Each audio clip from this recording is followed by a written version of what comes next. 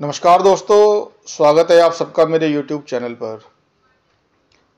दोस्तों, आज चर्चा करेंगे शीघ्र विवाह के योगों के बारे में।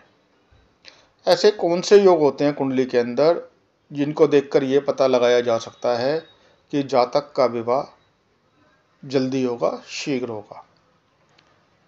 लेकिन दोस्तों, इस जानकारी से पहले मेरी आप सबसे रिक्वेस्ट है कि आपको मेरी वीडियो अच्छी लगे तो मेरी वीडियो को लाइक करें, शेयर करें और मेरे YouTube चैनल को जरूर सब्सक्राइब करें और नोटिफिकेशन बेल को भी जरूर दबाएं, जिससे मेरी आने वाली वीडियोस की जानकारी आपको मिलती रहे। तो दोस्तों, शुरू करते हैं आज का विषय।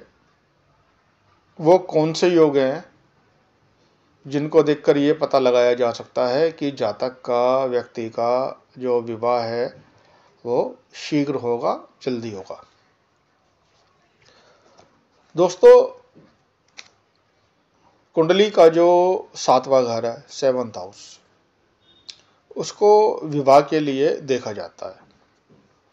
तो 7वें घर का स्वामी सप्तमेश एक शुभ राशि में हो और शुक्र दोस्तों विवाह का कारक ग्रह होता है। तो सप्तमेश एक शुभ राशि में हो और शुक्र अपनी ही राशि में हो या अपनी उच्च राशि में हो। शुक्र की उच्च राशि होती है मीन राशि और शुक्र की नीच राशि होती है कन्या राशि।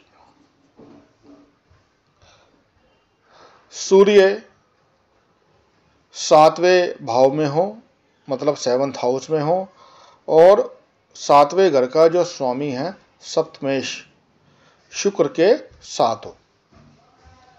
अब अगले योग के बारे में बात करते हैं दोस्तों। शुक्र दूसरे भाव में और सप्तमेश 11वें भाव में हो तो जातक का विवाह जल्दी होता है, मतलब उसके विवाह में कोई भी देरी नहीं होती। आगे बढ़ते हैं।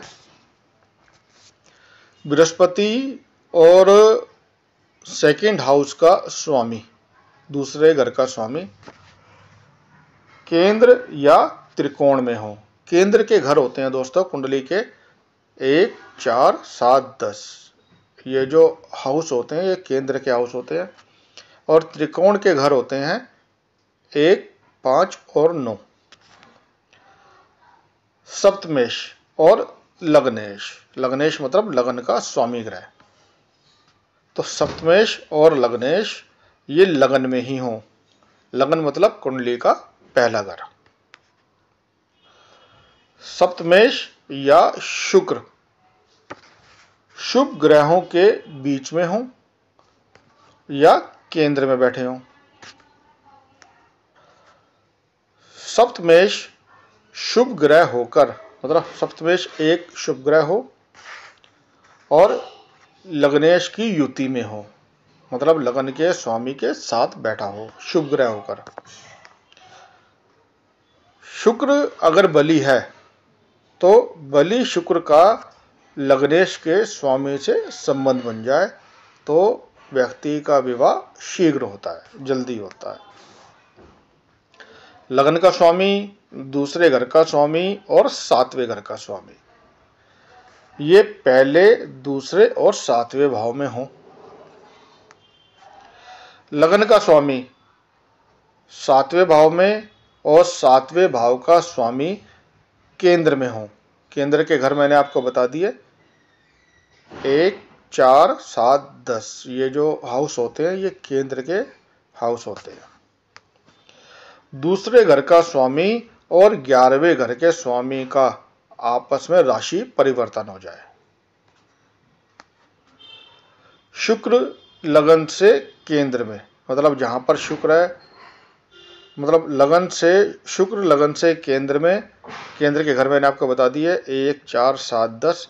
तो लगन से शुक्र इन घरों में हो और शनि शुक्र से केंद्र में हो। आगे बढ़ते हैं। शनि चाहे 7वें या 5वें भाव में ही क्यों ना बैठा हो, शनि दोस्तों डिले का कारक होता है, देरी का कारक होता है। तो इसलिए जब 5वें भाव में बैठता है तो अपनी तीसरी दृष्टि से सातवें घर को देखता है, शादी के घर को देखता है। ठीक है, और जब सातवें घर में बैठ जाता है तो डिले करता ही करता है। तो शनि चाहे सातवें या पांचवें भाव में ही क्यों ना बैठा हो, अगर सप्तमेश सातवें घर का स्वामी बली है और पीड़ित नहीं है तो कम आयु में शादी होती है। उच्च का शुक्र, मैंने आपको बताया शुक्र मीन राशि में उच्च का होता है, या शुक्र सब राशि का होकर, सब राशि मतलब अपनी ही राशि। अब शुक्र की जो अपनी राशि है वो है वृष और तुला। तो उच्च का शुक्र या शुक्र सब राशि का होकर सातवें भाव में बैठा हो। सातवां भाव शादी के लिए देखा जाता है। मतलब शादी का जब भी विचार करेंगे हम तो सातवें भाव को हमें देखना ही होगा। सातवें भाव से ही विचार किया जाता है शादी का। सातवें घर का स्वामी बली होकर एक शुभ राशि में बैठा हो।